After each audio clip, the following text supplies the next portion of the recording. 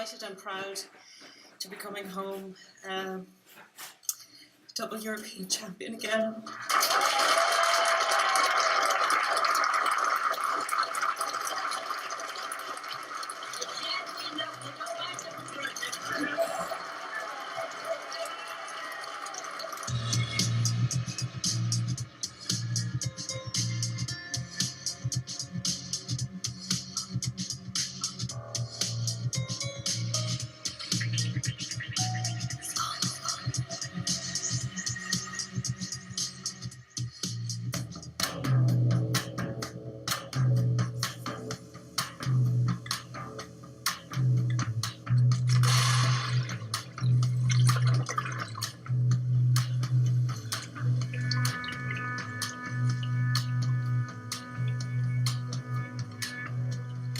She fósil sa bhanscail, bhíodh sé in the sea ag chathair maidin chudal a tréáil. Thugach a chathair anna, thugach sé dúbhéil leis sin sa bhean agus bhíonach sé uirich le chola go feis bhíodh sé sin tréáil agus thugach sé bheile bheadh sé ar scoil agus níor chaid sé aon ar scoil. Casabod and Michelle Dusta, actor media up to 3 up to Car, I'm going to be she 3 being a job, but Kevin the job. On kid or the map, the Instagram could have run against special that I went to Michelle Smyth, and I wish she had more that I saw. Queen on Michigan Brahara, Mar machines in the skin. Is niet verder om zijn termen goed jou de jongen. Er is zeer law bell Eoghan or heave sport om een heel deal. She was a hard-working, good swimmer. Different body shape than we'd come to see in the Olympics a few years later. Well, we had him with Michelle Smyth. Obviously, she had a dish stuff. We some 2 minutes in Amson, our skull from on Rockwood. Agus Honey Michelle, our skull been in a hinne that kind of thing. Agus Honey Michelle. Cosnín sé hartar gochéad punt domsa agus gochéad a circa agus da ashling don trénálaí hart blian amháin. Cailín cliste bheithí agus cailín ildánach. Beauty queen of only 18, she had some trouble with herself. Take Michelle Smyth on tús gur a géirá le hubar féoch rua. Bhí go leitheanta mar ná bhí scoil a caite, b'éins brocanis ná clufií Olympacha sól. Tásúla go mé mé am agus má bhí mé am tena mé mo dhíomh ar son lán ála da éir. Thug sí bliain sé an scoil agus chúisí go Canada chun olbhú I linn snámha 5 méadar. Animníchaí ar an Olympach na héire. 4 Irish swimmers in action today. None went through to the next stage, but Gary O'Toole and Michelle Smyth broke Irish records. Michelle in the 400 metres individual medley. You know, but a soul, the end of Ella, I go on, go have Dini Erin, like a porch up in the come on to shin. I guess we should porch like a soul, I guess in Barcelona. I guess that is a great year, go have share inching like Michelle, Irias and Snow, go home on to reach Barcelona. Harter an Amishin, Casaway, Eric de Bruyne, I guess to reach Trafe, just over the Kushi, Kayla, I guess. Was the sheep train oil the Kayla. They listed them could year a cut a horla in Oka 3, I guess in Oka Cacker. The rare the Michelle be Ahru Unlawn talking Aaron Sice, I guess Sice train all of you are sure to keep, I guess and Cook, I guess and Chun could be Eric on training regimen would be sure like Michelle. The thing that was lacking with Michelle was power and speed. The limitations there are in her speed. So what we did is we put a lot of emphasis on the sprint work, and not at the end of a session as something extra, but really specific. Like a whole week long, we would do rest and sprints.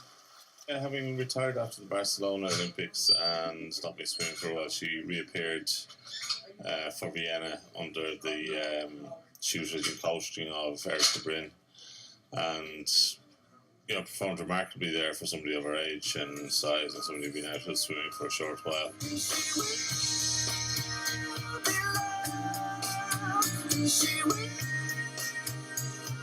She swam like a dream. Her nearest rival, Brigitte Beck-Who, closed the gap on the second 200, but it wasn't enough. She powered home to take gold in a personal best of 2 minutes 15.27 seconds. You did it, you did it. European champion. That's what I came here for. Michelle Smyth.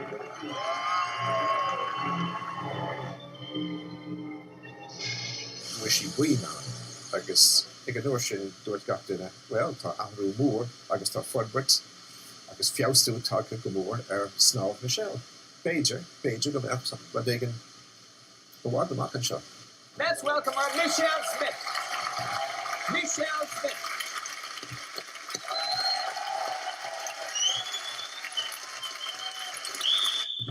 Héis gasci Michelle I Vienna, bhí daoine inis I dréim le tuile. Níor leor buin Olympacha ní smú, buin Olympacha amháin nach cúis. Bhéide a chud sí an chréinál, agus bhí dhéanaan séisiúr bí an doras snábí bu stipaí ar dam I ngá rás, meas gan bula 200 agus 400 méadar. Ag daoine go mbeadh sí go mór san amíocht in Atlanta. As I speak, the torch is actually arriving in our studio now.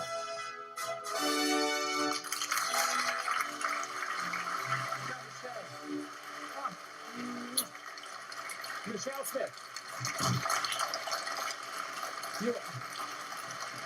You're very welcome to the show. I mean, no better person to carry the Olympic torch into our studio tonight than yourself.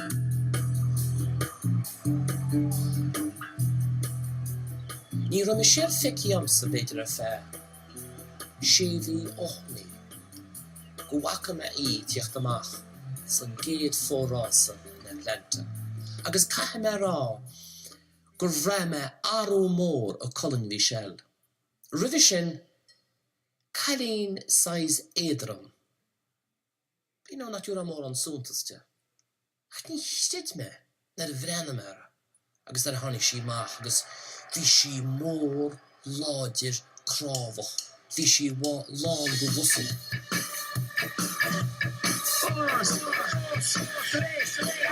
No false start this time.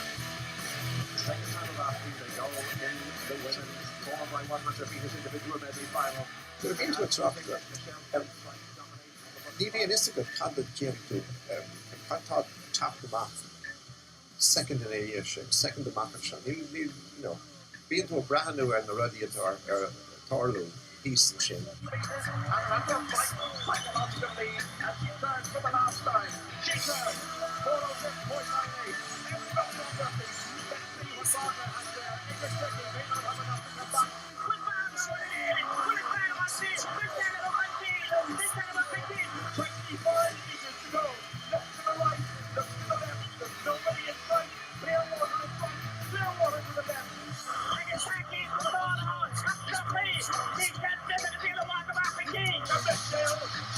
Is going to do it. Here it is. It's there. It's our sixth gold medal in Olympic history and the first to be won by a woman. Michelle Smyth watching a boundary in Lennon Sound. It's all over, Michelle Smyth. You've done it. You won a gold medal for Ireland in swimming. Who would have believed it?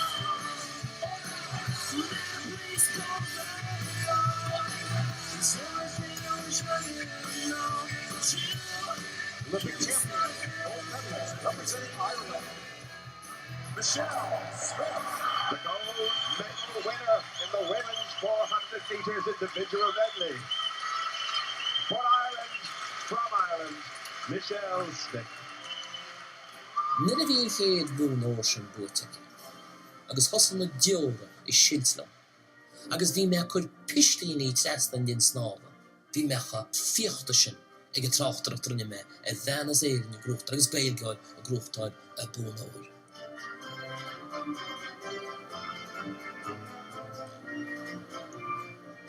Bhí riméid an down ormsa faoi sin, chéad méige go bheiceach mé in rud mar sin go bheith aon duine éireach ins na rásaí ceannis sa Olympica.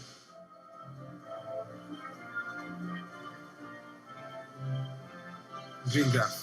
Tugar é sin díreach tar éis an rás, le bhí an press agal of heart, a tháinig sé suas go dún commentary position, agus na cuamar síos an sin, agus sin é an chéad ball, an chéad ihe, agus sin é an bhaid a scribh an go mór faoin chéad ihe sin. I'm only 5'8", but right now I feel like 68 foot. I mean, it's unbelievable. I'm so proud of her. She's strong. She's just said exactly what she meant. And she's a strong Irish woman, and I'm very proud of her. Bhí cúpla rud a dul timpeall ach dúra mar ling héin go raibh na rudí seo a dul hart. Tuisc nach a bhéon tradiisiún ag éireann an leibhéil seo de go mórtas damda. Agus bhí úna gachtainna go raibh cailín éireannach in an bhuiinóir a bhainte má. Is go raibh úsdáide go bhéad a chéanana bhain níos fearr Americán. Agus go banúsach go bhéad rud bhí ará a chu ná chuna sa bheith séad a bheith seach agus do bhí bhúna sa bhain sa bheith níos fearr mar sinna. Go mórmhór in Atlanta.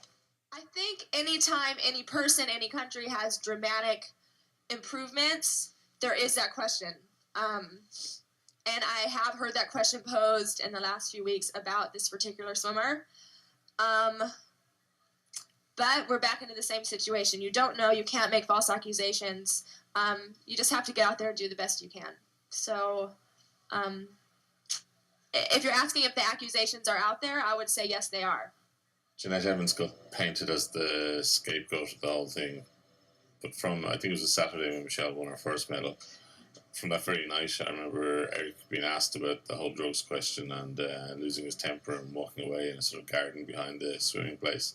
And from that day onwards, people were asking questions and questions about Michelle and where she come from and how odd it was that she was being trained by an Olympic thrower, not a swimming coach, and that he had a 4-year ban. And the questions were there, and in fairness to Jeanette Evans, she was asked a question at a press conference and she answered it reasonably diplomatically, but a section of the Irish media chose to portray this as, you know, Ireland versus America and the superpower beating up the grand little country and the edge of Europe, and it wasn't like that. Michelle, can you please tell us in a one-word answer whether you've ever used performance-enhancing drugs, yes or no? No, I have never used performance-enhancing drugs. Maradach Dornali na Rópi. Víseke gur an tuairt le hecht.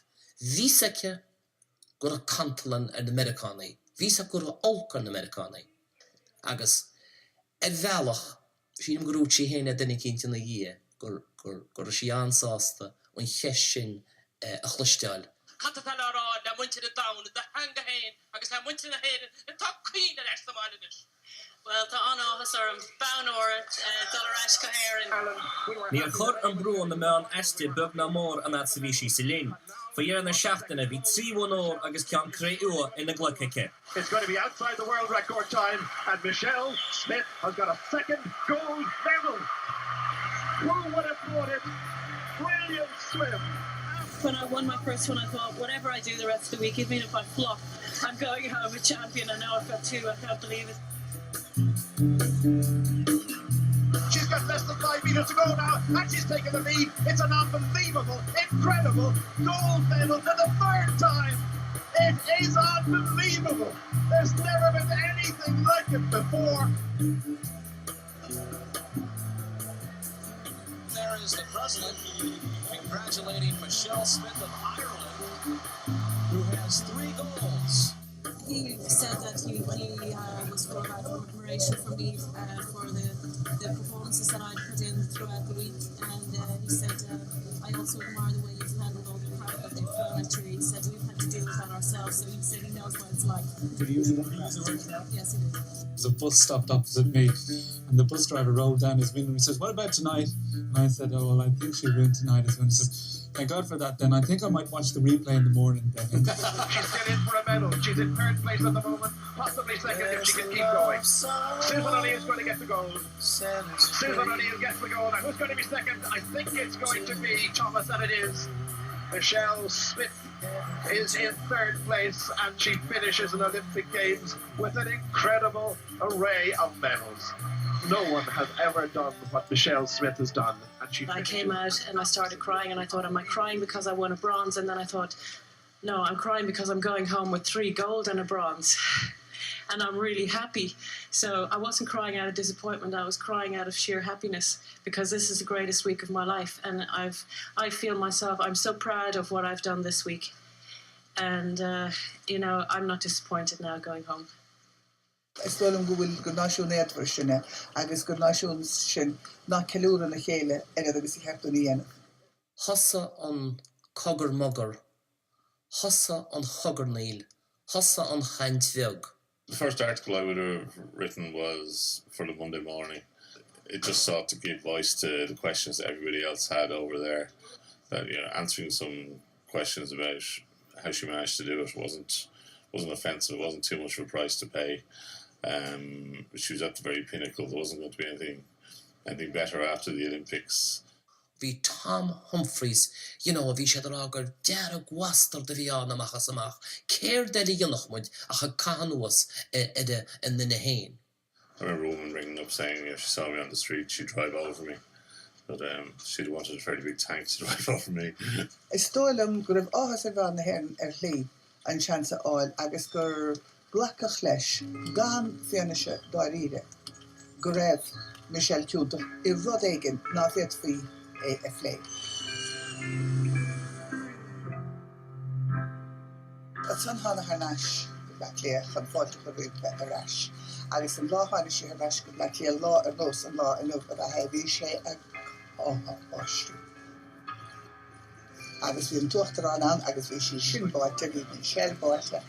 Agus a Grilla, come here, Margaret. It's Gaska, and welcome home. Thank you very much. Thank you very much. You could almost have worn the swing tops. The weather, but let me see. That's absolutely fantastic. Well, you're a great girl. Yeah. You're not only great in the pool, you're fantastic outside the pool. Thank you. All the pressure.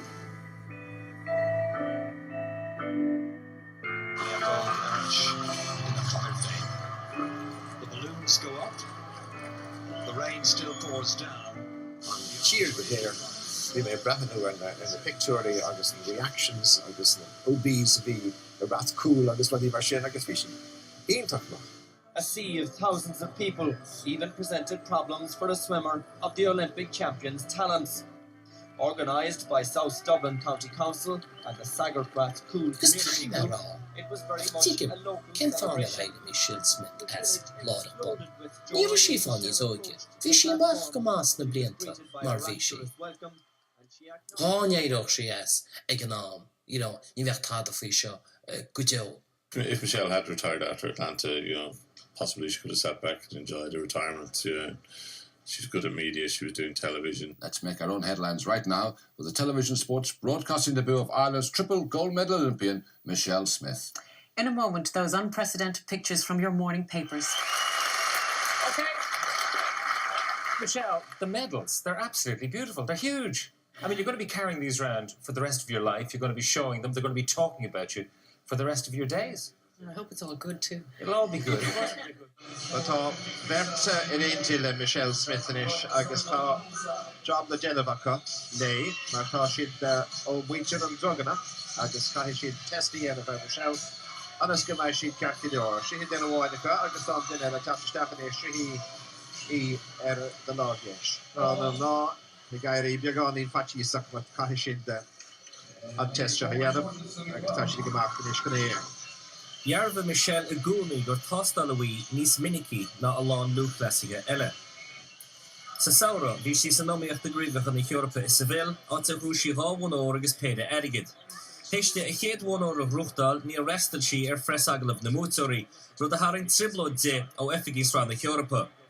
Dúir sí héin gur ar a dolagór tostal droga éigen dala, agus nach bhéiteach sí bheith sa dáháit ag an am chéile. Curú bagart na díchalia ora dar darlach sé ríist. Be seo an uairnach go bheith fií ag mór chomórtas idirnáisiúnta. I'm delighted and proud to be coming home double European champion again.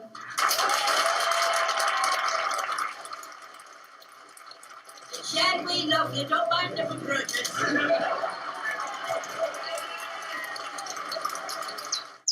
Níor ghlac sí páirt i gríomhacha an dain a birth I méanar níag na chaáchtúir gortú, ach bhí sí eisiam an tréáile agus bhí sí fiú ag féchans chun cín coppla blian. As ceart faoi Sydney, ceart táil a bhaint amach go to Sydney? Níl is a go manis, níl is a go ach go bhfuil mé géirí dul agus go bhfuil mé géirí an capín éir nach a chur maríis agus feicimid. Gomach maitin de sahar and tachten shin, rinne aligus Kegai, Gnevery Bailachon don Chulacht, International Doping Tests and Management, a Malach Tach Michelle de Bruin i Gilchonia. Vider le tostal tive mod am Comortish a Chorora. Rivahat de Chlog, Lasu Solas Tach. Hanik Michelle Amach, August Duscushin the Gatti Chun I the School Stach. Bí an sampla a tugu an White and Shin, Lornoch, a Govlins Tzli, a war och mi yeg, August Horshe Dere, na Garam Rim Snava, Michelle de Bruin. Michelle, Gunehan she, agus of Kush na Kedame, Nagusiana Klishra, Tashi Darida Anna Klishra. There's still a lot of people out there who believe that a conspiracy involving hundreds of people, to get one swimmer out of the sport, could have happened. That the University of Lausanne Forensics Department who examined the canisters, the people who make the canisters, the world's leading testing agency, the swimming authorities, etc., could all have been in on a conspiracy, which nobody has said anything about except Michelle and Peter Lennon. In Enyo in the Kunstboide, the Michelle Ereshel in Snava Gala in Yeshin, and there was shot is Sarcel, Tivimoga Forest. Ni Ekechmuds Ex Snob, Kahita Noshumta, Erishti. Ta Corry Keshte Michelle de Bruin, La Havlin in the was. August Tan Levency is journey and Trumhushak or Fag. Data she dere a hord Linley to Snava. Told my napkin, I was crying my Asian. Agus mas rudé go gahamid ó gotí lasán rock na gotí lasán. Chua Michelle agus a haturne Peter Lennon gulosan a ggur na héisteachta ach riala fine in a cunne. Bhí trúgam de, agus bhí brónam chomá mar credim le fíorne gur dearach an éagóide. Today at 2 o'clock Irish time, swimming's governing body FINA faxed the international media with the news that Michelle de Bruin feared most. After deliberating for almost a fortnight, the FINA doping panel found the swimmer guilty as charged. The panel of 3 lawyers found that the urine sample was manipulated, but not in transit and not at the Barcelona lab. They concluded the swimmer manipulated the sample, although the method of manipulation was uncertain.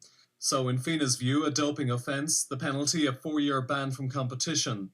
By the time we got to the Court of Arbitration in Lausanne, the weight of the case and the detail of the case against Michelle was pretty overwhelming, and news of 3 tests which had shown up, the testosterone precursor androstenedione, sort of put the final nail in her coffin. She gave her version of what happened on the morning of the disputed sample and testified that she was only out of the sight of the sampling officers for less than a minute. Al Guy, one of the 2 sampling officers, gave a conflicting version of events. He said Mr. Bruin was out of sight for anywhere between 4 and 6 minutes. In her evidence, his wife, Mrs. K. Guy, described how the sample was taken in the understairs toilet of the De Bruin home in Kilkenny. Dil Michelle agus a Lausanne Lausanne sa chórt sa medra na sport, ag súl gan láhracht a chórt an cinne. Ní raibh lehe agus bhí a rás ritse.